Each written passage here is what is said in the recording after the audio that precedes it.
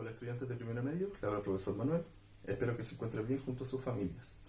Este video tiene como objetivo apoyar su trabajo en la guía 2 de la unidad 1 de ondas y sonido. En esta guía 2 vamos a estudiar los fenómenos y propiedades de las ondas. Para recordar, en la guía anterior estudiamos el concepto de onda. ¿Qué era una onda? Era la perturbación en un medio que transmite energía. Vimos dos grandes cosas de las ondas. Vimos sus características, que estudiamos el periodo, la frecuencia, la longitud de onda y la rapidez del sonido. ¿Para qué? Para analizar un tren de ondas. Recuerden que en este tren de ondas podíamos analizar, por ejemplo, la cantidad de ciclos, las crestas, los valles, etc. Luego estudiamos la clasificación de las ondas, que teníamos cuatro parámetros: la naturaleza, la dirección de vibración, el sentido y la dimensión. Ahora bien, ahora vamos a estudiar las propiedades y fenómenos de las ondas, ¿ya? ¿Cuál es la idea? La idea siempre es trabajar en torno al sonido y la luz. En nuestra próxima guía vamos a estudiar el sonido en detalle y más adelante vamos a estudiar la luz, ¿ya? Para explicar estas propiedades y fenómenos les voy a hacer la explicación mediante unas diapositivas que creé, para que sea más claro y preciso. Ahora voy a Bueno, explicarles. estudiantes, les voy a explicar los fenómenos y propiedades de las ondas. En este caso nos referimos a fenómenos y propiedades que son tanto para la luz y el sonido.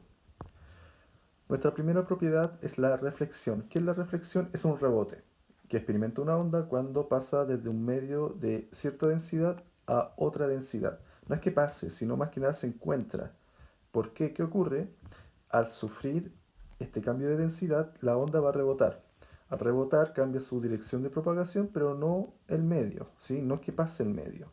Esto es simple, por ejemplo, si pensamos en el sonido, si nosotros estamos hablando y este sonido está viajando, ¿cierto? Va a llegar un momento que se va a encontrar, por ejemplo, con un muro.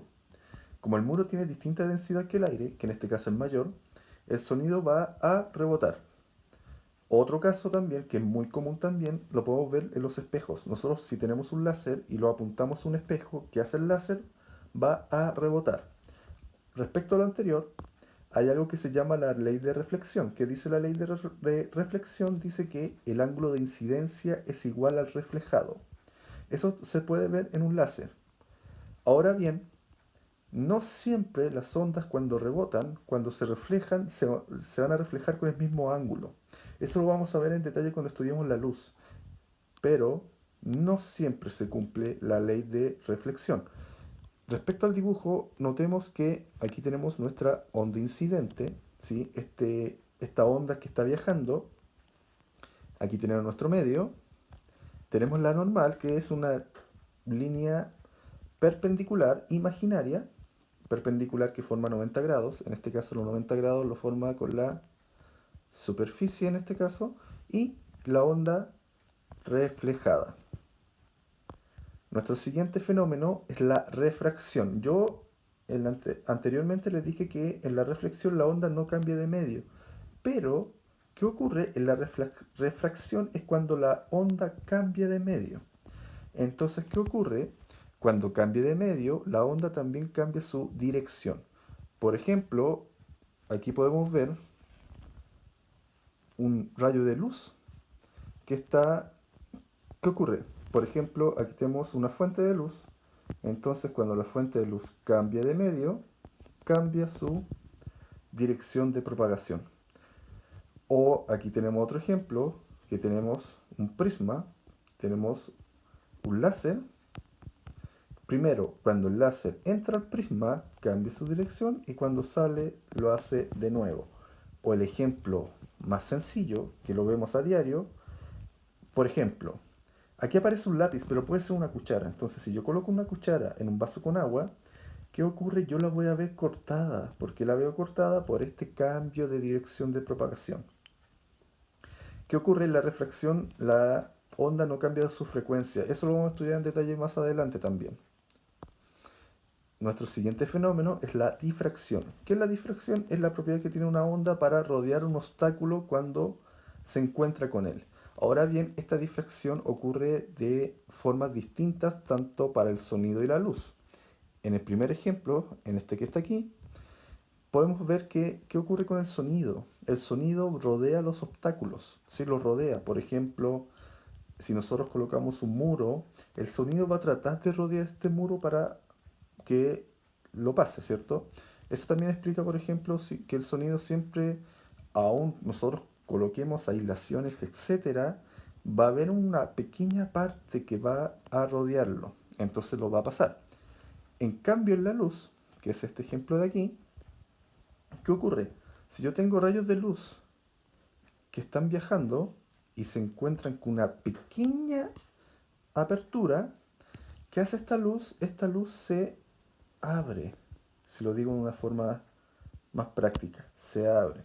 Esto lo vemos, por ejemplo, si nosotros tenemos, está nuestro techo y este techo tiene un pequeño agujero, nosotros nos damos cuenta que los rayos de luz, podemos tener nuestra habitación totalmente a oscuras, pero si entra un pequeño rayo de luz, este rayo de luz se difumina, ¿sí? Eso es la difracción.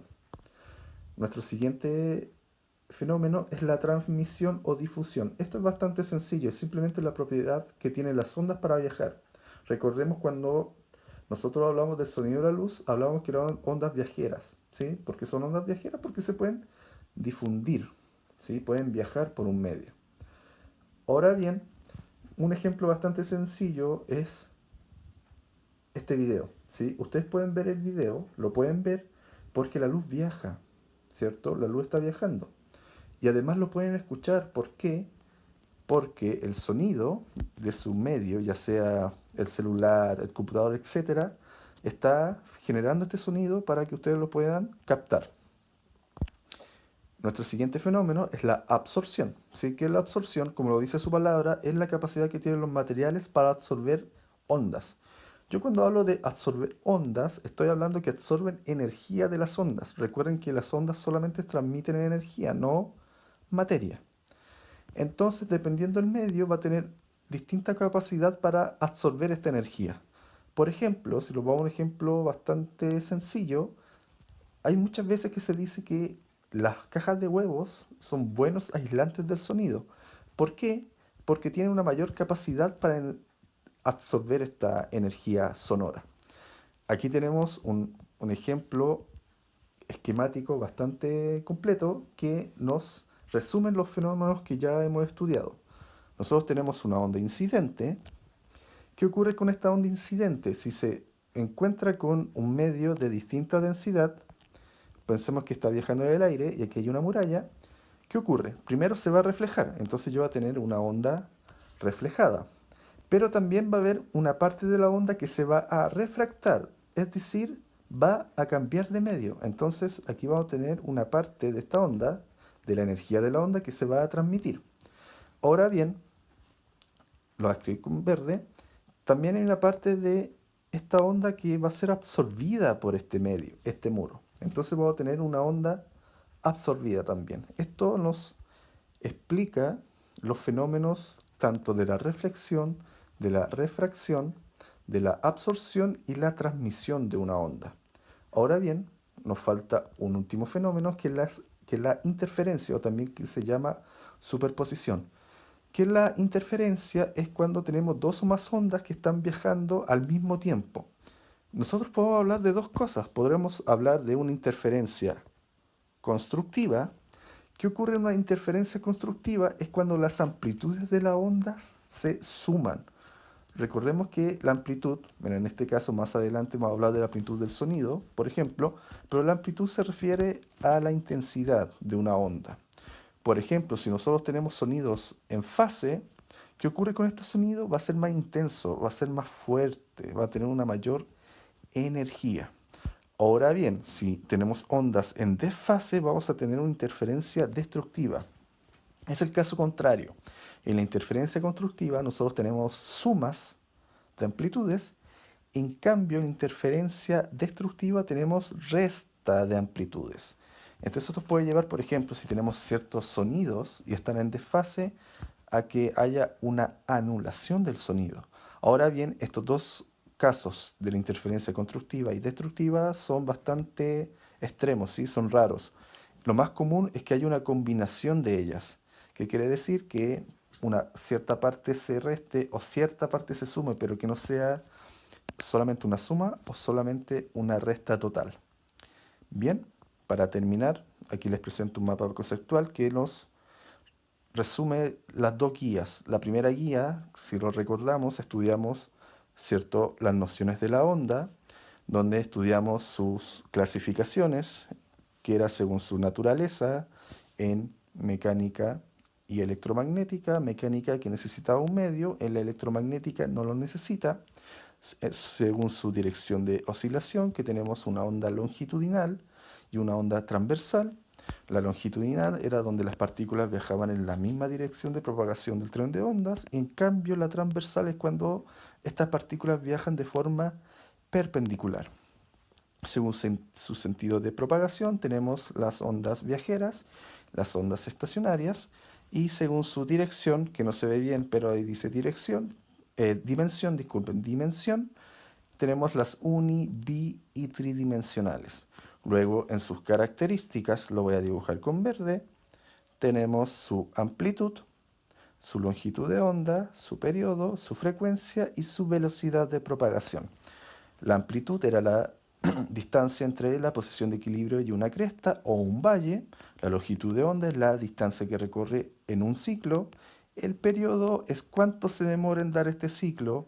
La frecuencia es cuántos ciclos da por segundo. Y la rapidez es simplemente la distancia que recorre en un tiempo. Y en esta guía estudiamos los fenómenos ondulatorios, donde tenemos la reflexión, que era cuando la onda rebotaba, cuando se encuentra con un medio más denso.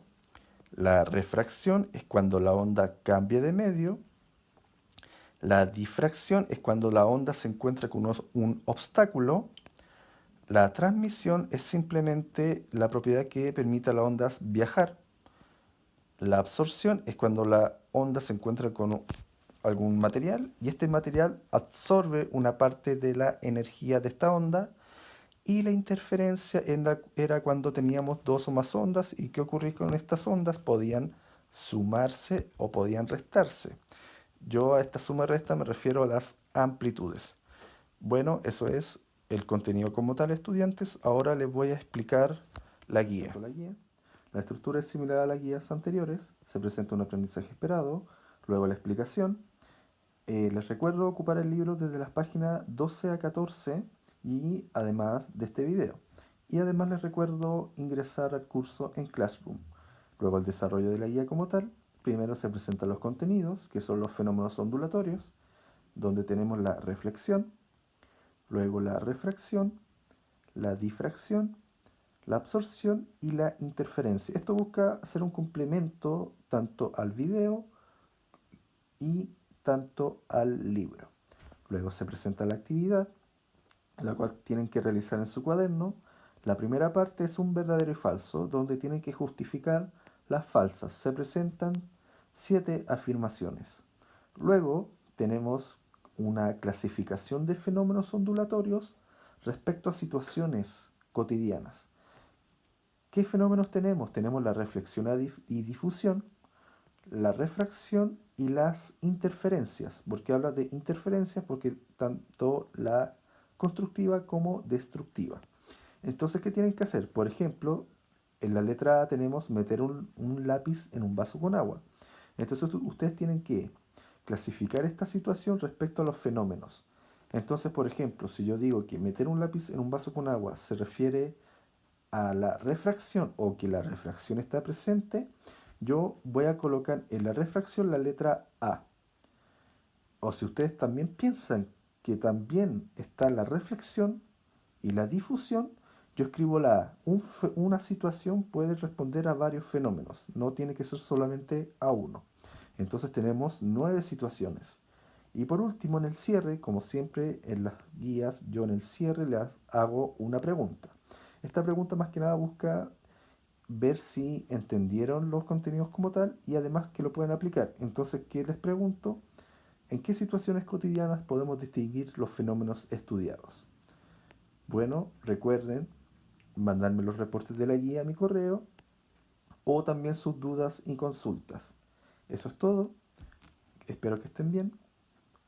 Nos estamos viendo.